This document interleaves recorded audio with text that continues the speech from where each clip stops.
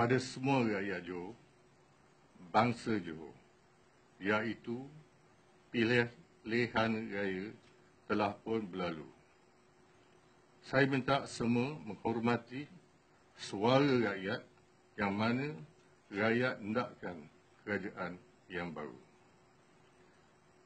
Dengan ini, saya minta kerajaan dilantik serta-merta dan jangan berbuang masa lagi. Dan saya harap Istana Negara ini hari juga melantik Perdana Menteri yang baru. Kerana ini adalah kepentingan rakyat, bukan kepentingan saya ataupun individu.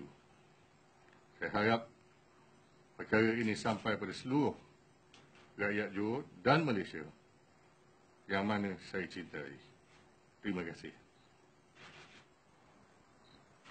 To all my subjects, bangsa Johor, you must accept the voice of the people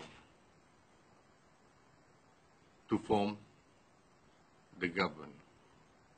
Without wasting any more time, I am also looking forward to work with the new government for the best of my subjects. Therefore, the government must be appointed now, without wasting any more time, and even the Prime Minister. Now, I congratulate all parties that have achieved their aim. Thank you very much.